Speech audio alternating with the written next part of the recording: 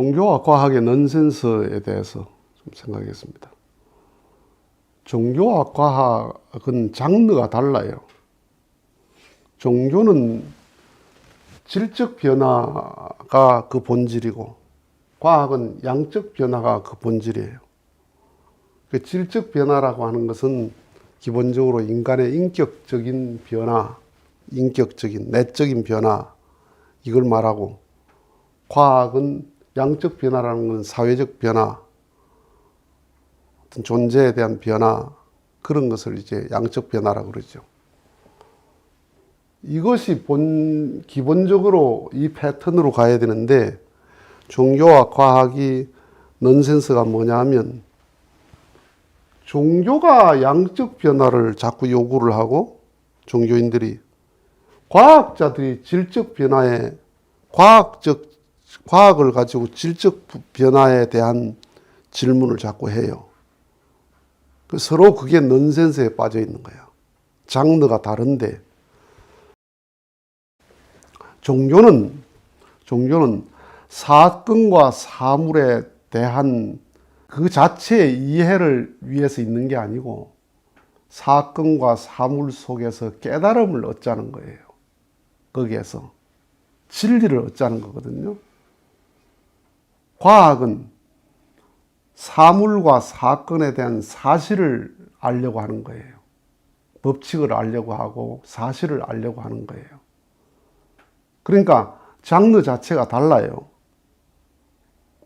그러니까 신앙자들이 자꾸만 어떤 생각을 하느냐 하면, 자기에게 일어난 어떤 사건의 상황이 변화되는 것을 위해서 기도한다 이 말이야. 상황이 변화되는 것을 위해서 기도하면 결국은 지칩니다. 그 신앙은. 상황의 변화는 양적 변화거든요. 상황을 대하는 내 마음이 변화되는 거란 말이야. 그게 상황은 시간이 지나야 돼. 예를 들어서 다리가 부러졌다. 기도한다고 다리가 이어지나? 다리가 부러진 건 아픈 만큼 치료가 되는 거예요. 그럼 아플 만큼 아파야 돼. 그래야 그 치료가 돼. 모든 게 다 익어야 돼, 그게. 과일이 익어야 떨어지지. 밥이 익어야 밥이 되는 거지. 똥도 익어야 나와. 익지 않고 나오는 게 얼마나, 설사하는 게 얼마나 그게 고통스러워. 아기가 태어나는 것도 익는 거야, 그게. 아기가 완전히 완성됐다, 익었다. 익었다는 게 완성을 말하거든요. 상황은 익어야 변화되는 거야. 상황은 고난이 끝날 때 돼야 끝나는 거예요. 이스라엘이 애굽에서 400년 돼야 끝나는 거야, 그게.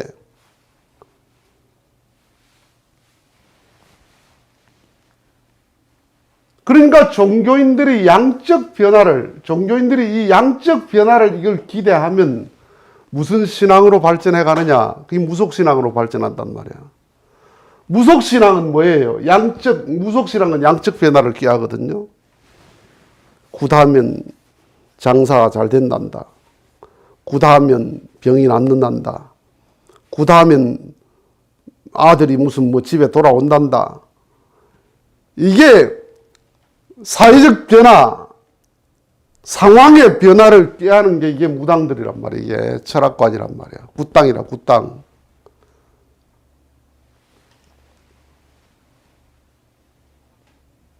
종교라고 하는 건 그런 게 아닙니다. 종교라고 하는 건 양적 변화를 꾀하는 게 아니고 질적 변화를 꾀하는 게 종교라. 과학은 양적 변화를 꾀하는 거지 질적 변화를 꾀하는 게 아닌데, 과학은 또 뭘 자꾸 요구를 해요? 과학적으로 볼 때 실은 있다 없다 말한단 말이야. 과학적으로 볼 때 영계는 있다 없다. 과학적으로 볼 때 인간의 영혼은 있다 없다. 그건 과학의 장르가 아니야. 과학이 터치할 문제가 아니에요. 물론 미래과학이 발전해가지고 미래과학이 그 세계로 들어가면 과학이 그렇게 이야기하겠죠. 그러니까 과학적인 도구인 현미경은 입자를 보는 거지 귀신을 보는 게 아니에요, 그게. 예. 수학적인 공식은 자연을 계산하는 거지 신을 계산하는 게 아니라니까. 과학적인 탐구는 형이하학이지 형이상학이 아니에요. 과학의 대상이 형이하학이란 말이에요. 이게 형이하학이고 형이상학은 이게 종교의 영역이라. 그런데 과학적 의식을 가진 사람들이 어떻게 해요? 형이하학적 이론을 가지고 형이상학의 세계를 자꾸 의문을 갖고 문제를 제기하니까 그 해답이 없죠. 그러니까 존재를 부정하는 거지.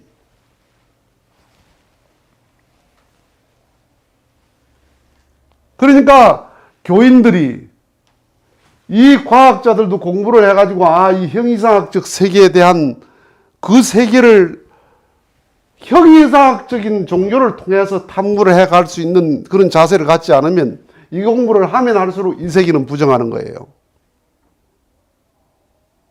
그 다음에 종교인들이 질적 변화를 하지 못해. 이게 질적 변화를 이걸 못하면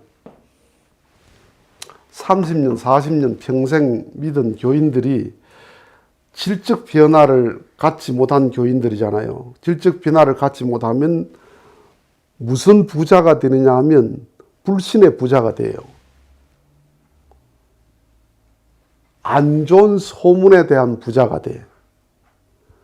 의심의 부자가 되고 불신의 부자가 되고 불평의 부자가 돼요. 꼭 종교에 대한 부정적인 얘기는 오래된 사람들에 의해서 나갑니다. 신앙에 하나 도움이 안 되는 것을 그걸 굉장한 뉴스로 생각해요. 자기가 많이 아는 것으로 생각해요. 그런데 질적 변화를 한 교인은 어때요? 정말 말씀을 통해서 사랑을 통해서 내 인격이 변화된 그러한 교인은 어때요? 사랑이 많고 눈물이 많아요. 전체의 아픔에 대한 눈물이 많고 상대의 아픔에 대한 사랑이 많아요. 그런 사람 입에서는 절대 불신과 의심과 불평의 말이 나오질 않아요. 다 사랑하죠. 다 내가 책임지고 갈 수 있는 부모의 마음이 성장하죠. 이 질적 변화의 목적지가 부모거든, 부모. 부모거든, 부모.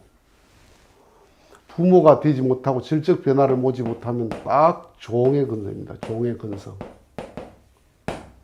종의 근성은 언제나 책임 전가하고 언제나 불신하고 불평하는 의식 자체가. 교인들에게 큰 기대를 하면 안 됩니다. 종교인과 세상 사람, 이 종교와 속세 이렇게 구분하잖아요. 예. 그걸 구분하는데 종교와 속세라는 건 전혀 구분할 의미가 없어요. 그냥 속세 사람을 거기다 사람을 거기 장소에 옮겨 놓은 거예요. 신선들이 모인 곳이 아니에요. 종교는 신선들의 얘기를 하는 곳이지 성스러운 얘기를 하는 곳이지 성스러운 사람들이 모인 곳이 아니란 말이야. 세상엔 성스러운 말이 없어. 그런데 이건 성스러운 말잔치야.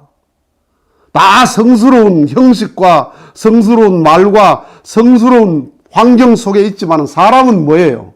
사람은 똑같은 세상 사람이에요. 그러니까 거기에 있을 게 다 있죠.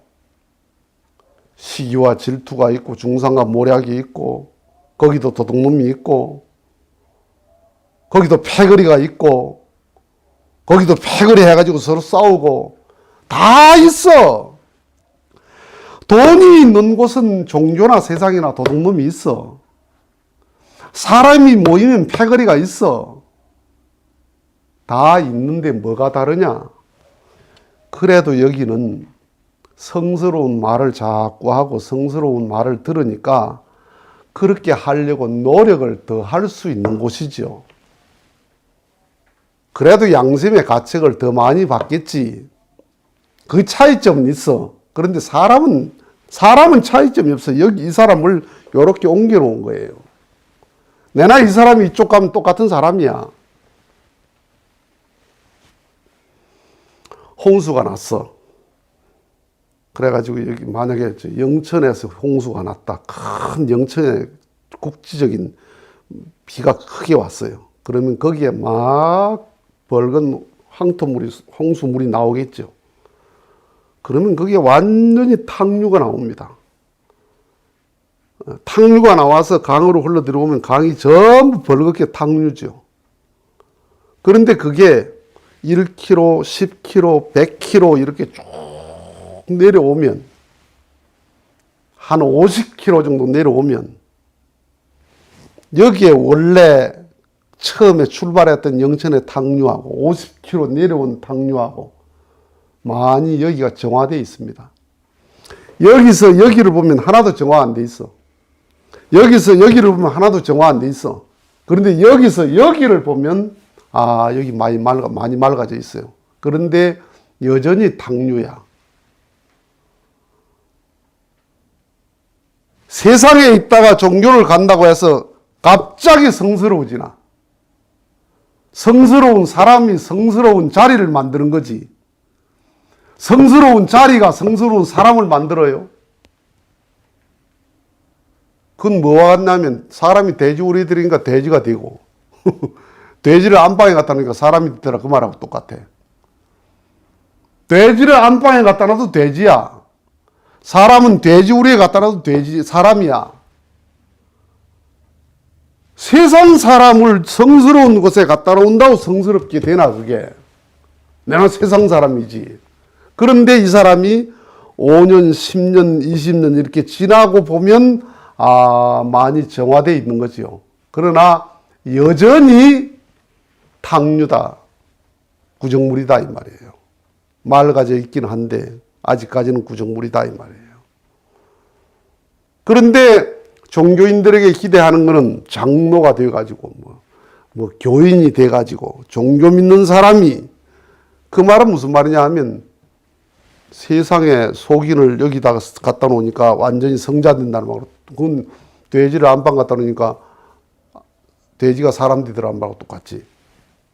돼지가 사람 돼야 된다는 기대를 하는 거하고 똑같아요. 그래서 종교인들에게 완전을 기대하지 마라. 거기도 세상과 똑같은 패턴이 다 있다. 그런데 조금 노력을 해서 조금 정화됐을 뿐이다. 정화되어 가는 과정이다 이 말이에요. 그러니까 종교에서 양적 기대를 하는 신앙을 하게 되면 절대로 안 된다는 거야. 믿는다고 상황이 변화되는 것도 아니고, 믿는다고 병이 갑자기 낫는 것도 아니고, 안 믿는다고 천벌받는 것도 아니고, 상황을 대하는 내 마음의 세계, 상황을 대하는 내 자세가 달라져야 된다. 그것이 질적 변화를 한 사람의 의미다 이 말이에요. 그 다음에 과학을 한 사람, 공부를 한 사람들은 과학에서 질적 변화를 요구하지 마라. 과학적 의식을 가지고 종교를 생각하지 마라. 종교는 종교적 의식으로 생각해야 된다. 이게. 자꾸 과학적 의식을 가지고 생각하니까 신이 있다 없다는 생각을 하게 되는 거예요. 그러면 어떻게 돼요? 이 의식을 가지고, 이 과학적 의식을 가지고 이렇게 접근하면 가면 갈수록 신은 없어. 그러니까 지식을 갖게 되면 신을 부정하게 되죠. 마음의 세계를 부정하게 돼요. 그러니까 세상에 과학이 발전하면서 인간의 마음은 더 추락하잖아요. 사회적 윤리는 더 추락한단 말이야. 분명히. 더 살기가 좋아졌는데 사회적 윤리는 더 추락했다. 나중에 궁극에는 어떻게 되겠어요? 마지막 나중에 하나님 나라에서는 이게 이렇게 만나고 이렇게 만나는 세계가 오겠지. 형이 상학과 형이 하학의 경계가 없는 세계가 반드시 오게 되죠. 지금은 완전히 경계가 있는 세상이란 말이야. 그래서 종교와 과학의 넌센스가 뭐냐? 과학은 과학자가 종교에 대해서 질적 변화에 대한 관심을 갖게 되니까 과학적 의식을 가지고 하니까 안 되고, 종교인들은 질적 변화를 해야 될 사람들이 양적 변화에 치중을 하니까 변화가 안 된다. 이런 넌센스에 빠져 있는 게 종교와 과학의 현실이다 하는 겁니다. 마치겠습니다.